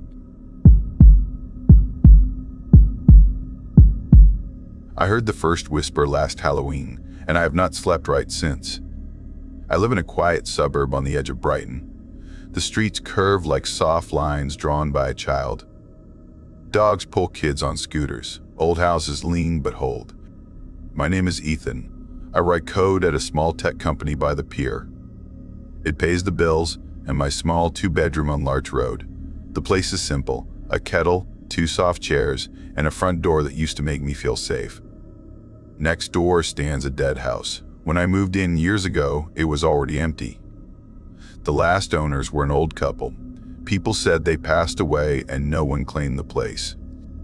Weeds chewed the yard, paint peeled in long tiers. The windows were gray with dust, like eyes with clouds. The neighborhood kids called it the haunted house. I told myself it was just a house that had been forgotten. My first Halloween here, I opened the door to hand out candy and stomped. The dead house was dressed in a full show. Pumpkins on the steps, fake cobwebs across the porch rail, orange lights along the roof. A goofy blow-up ghost that waved when the wind moved. Someone had worked hard. I asked neighbors. No one knew who did it. Nora across the street said, "It's been empty forever." That night, I heard floorboards creak in there. I thought, wind, cats, pipes. I told myself stories so I could sleep. On November the 1st, everything was gone. No pumpkins, no lights. The house stood bare like a stage after the last bow. Every year after that, the same thing happened. On Halloween, the house woke up and grinned. On November the 1st, it vanished back into gloom. I tried to catch whoever did it. I set up a cheap camera pointing at their yard. That night, the video glitched into static and then black. In the morning, the camera sat where I left it, dumb and clean, like it never saw a thing. My ex, Lily, said I was obsessed. "It's a prank," she said. "Let it go." We broke up later for other reasons, but I kept circling the mystery. I like answers. When I was a boy, I lived over my mom's small shop. I fixed broken radios with her. She said, "Every problem has a reason." I wanted the reason. I searched public records. The owner's name was Edward Moore. The file said he died years ago. No heirs listed. The house stuck in legal limbo. I phoned the city and asked about the decorations.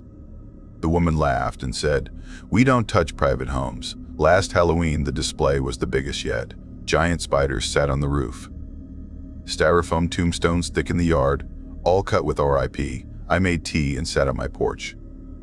At 7:45 p.m., I looked up at the top window facing my house. A figure stood there. A man, shoulders square, head tipped down at me. He did not move or wave. The sight iced my skin. I lifted my phone to take a picture. When I zoomed in, the window turned blank. A few days later, I raked leaves. A whistle came from the dead house's yard. A man stood there picking up a twig like he was tidying. He wore a flannel shirt and jeans. He smiled too wide. "Hey," I said, "do you live there?" "No," he answered. "Just checking on it. I'm Jack." "You must be the neighbor." "Ethan," I said. "Who puts up the Halloween stuff?" He laughed, but it sounded like practice. "It's tradition," he said. "Keeps the spirit alive." We talked about weather and football and my job. He asked if I had kids. He asked if I worked late. It felt like he was lining up pieces. I pressed again. His smile faded, eyes going flat. "It was my dad's place," he said. Edward Moore. He loved Halloween. Went big every year. Pumpkins from a farm, lights, everything. "What happened to him?" I asked. Jack rubbed his neck. "One Halloween he called me from a pumpkin patch. Said someone was following him. 'Jack, please come.' I think they're after me." I drove over. Door wide open. Lights on. No dad.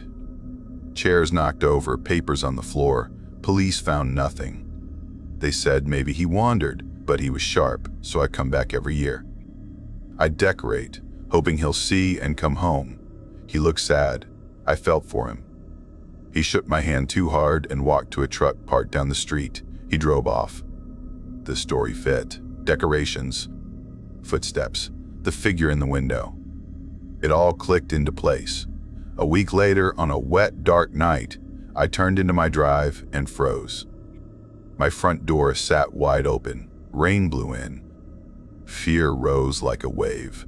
I stayed in the car and called for help. 2 officers came. We moved through the house with flashlights. My drawers were ripped open, cushions cut, my laptop gone, my TV ripped off the wall, my watch box empty.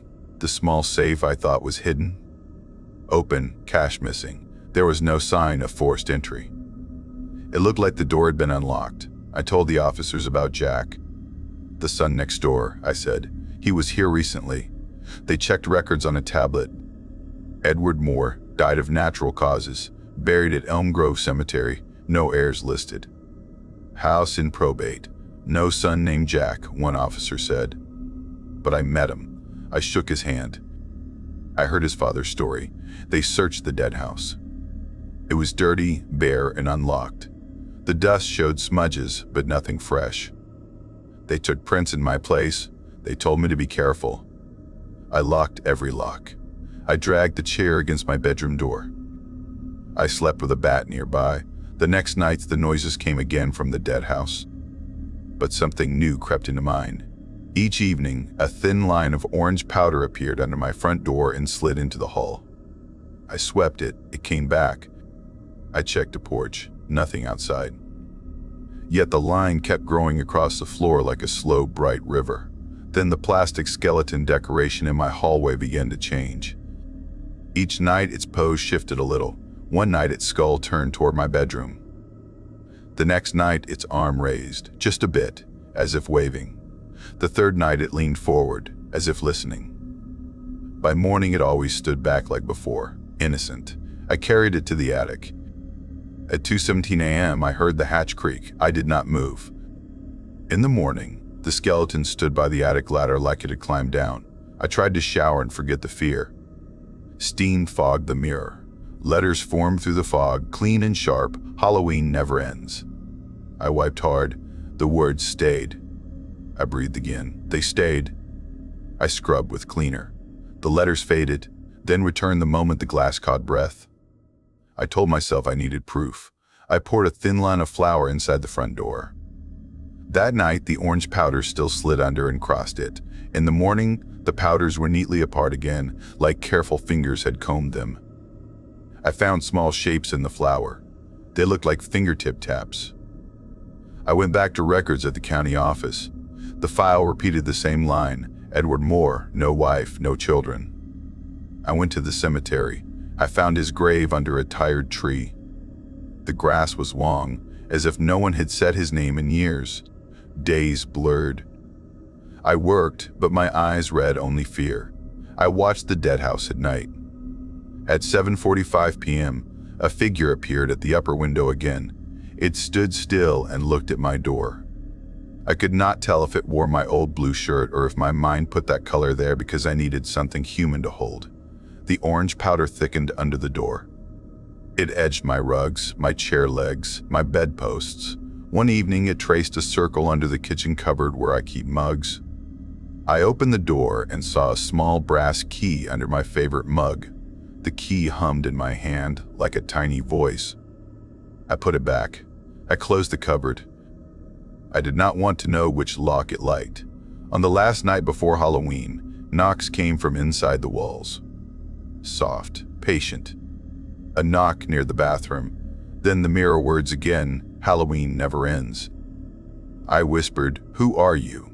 The house answered with a knock from the hallway, then nothing. Tonight, Halloween is here. The street fills with costumes and squeals. Nora hangs lights. A flyer on the lamppost says there is a pumpkin contest. I place 3 pumpkins on my steps. I lay a line of salt, then the orange powder, then salt again. I turn on the porch light and wait. At 7:45 p.m., I look up. A figure stands in the dead house window. Still, watching. I keep my phone ready. My camera blinks, then freezes. Static. My heart thumps. The skeleton in my hallway lifts its hand. The mirror in the bathroom holds its words. The line of orange powder brightens under the door, glowing like a quiet fire. I think of Jack's too wide smile on the empty records. I think of Edward's grave and the unlocked door. I think of my mom's voice saying, "Every problem has a reason." I ask the air, "Who are you?" The night gives no name, only a soft tap on wood, and another, and then the slow scrape of something moving on the other side of my front door. If I open it, I may see no one. If I open it, I may see myself. If I keep it shut, the powder will keep coming, the skeleton will keep learning, and the mirror will keep telling me the same line. I hold the bat. I stand very still. I wait for morning, or I wait for the end, whichever decides to arrive first.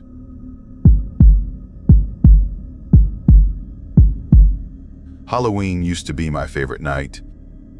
Now, I keep my lights off and my curtains closed, because ever since that night at the costume shop, I've learned one thing. Some doors never stop ringing once you open them. We were 4 friends, too bored and too brave for our own good. I'm Harper, 17, the kind of kid who laughs in the face of superstition until it laughs back. Then there was Riley, my best friend since kindergarten, sarcastic, clever, always with a camera. Jace, her boyfriend, the skeptic, whose ego was bigger than his fear. And Ellie, quiet and superstitious, who hated Halloween but came along anyway because she didn't trust us to survive without her. We called ourselves the Midnight Crew, even though the scariest thing we'd ever done was steal plastic pumpkins from the neighbor's porch. That changed when Riley found the post. Urban Explorers wanted Haunted Costume Shop Challenge. Enter if you dare.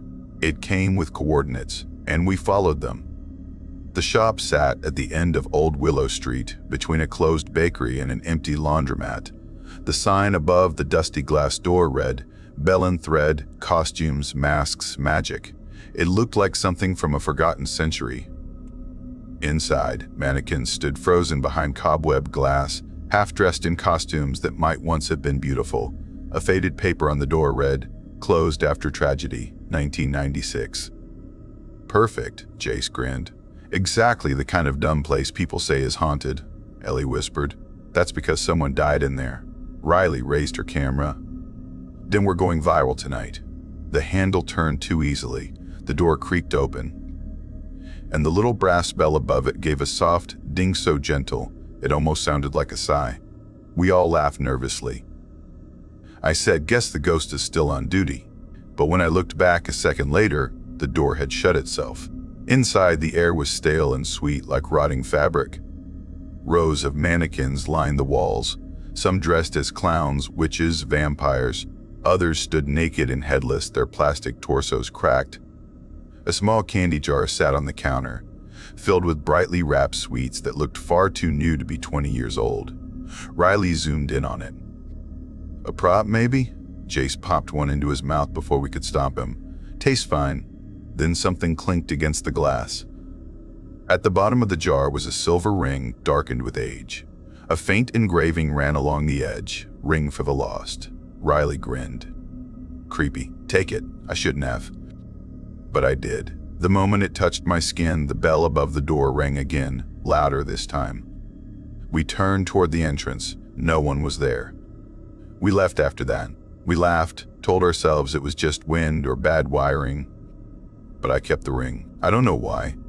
Maybe curiosity, maybe pride. That night, while brushing my teeth, I heard the bell again. Clear. Sharp, from inside my room. I froze. The sound stopped the moment I looked around. A minute later, the streetlight outside my window flickered, only that one, right over our mailbox. The next morning, my phone buzzed. It was Riley. "Riley, you won't believe this." "Me, what?" "Riley, my video's gone. All footage from last night deleted." Jace texted next. "Yo, did anyone move the mannequins?" They were facing us when we left. My stomach dropped. By the second night, the ringing came every few hours. It started faint, then closer. Sometimes I swore I heard whispers under it. "Ring for the lost, ring for the lost." When I woke up at 3 a.m., the ring was on my nightstand. I had left it in my bag. And there was glitter on my floor, the same kind that shimmered on the mannequins' costumes. I called Riley, voice shaking. "Something's wrong. I think that shop." She cut me off. "Meet me there, now." It was raining when I arrived. The shop's sign was swinging in the wind, though the air felt still. The door was already open. The bell didn't ring this time. Riley was filming. Jace stood near the back, pale and silent. "Look," she said. The mannequins were standing in a circle around the counter. In the middle sat the candy jar. The ring was inside it again. Ellie was near tears. "It wasn't here this morning, I swear." I looked at the counter. A dusty photograph leaned against a cracked mirror. A man in a suit stood beside a little girl in a princess costume, both smiling. The man's name tag read Mr. Bell. The girl's bracelet was exactly like mine. I remembered the stories my mother used to tell about her uncle, a shop owner who died in a Halloween fire. Everyone said it was an accident, but there were rumors that neighborhood kids had locked him inside as a prank. Uncle Thomas Bell, my great-uncle. And I'd walked into his store wearing my family name around my wrist. The bell rang again, 3 slow chimes. Every mannequin turned its head toward me. Jace bolted. Riley followed. Ellie grabbed my arm. "Don't move," she whispered. The mannequins began to shuffle closer, their plastic limbs creaking. Their mouths stretched, cracking paint and plaster. A whisper rippled through the shop like wind through paper. "Ring for the lost." I looked at the counter. The bell sat next to the candy jar, waiting. I understood then. The ring wasn't a curse, it was a message. He died waiting for someone to ring the bell. I picked it up. The metal was ice cold, but it pulsed in my hand like a heartbeat. "Harper, no!" Riley shouted. I rang it once. The sound was so clear it silenced everything. The air shimmered. The mannequins froze mid-step. Then, through the stillness, he appeared. A burned, translucent figure, apron still tied around his waist. His face melted, but kind. His eyes grief, not anger. He looked at me, and his lips moved soundlessly before the words reached me, soft as ash. "Thank you." He raised one ghostly hand, and the ring slid off my finger. Then his image dissolved like smoke. The mannequins collapsed. The lights went out. When I opened my eyes, I was outside. The building behind me was dark again, the sign gone, the windows boarded. The others said they didn't remember how we left. The next morning, when we came back, there was no shop. just an empty lot full of weeds and a for sale sign.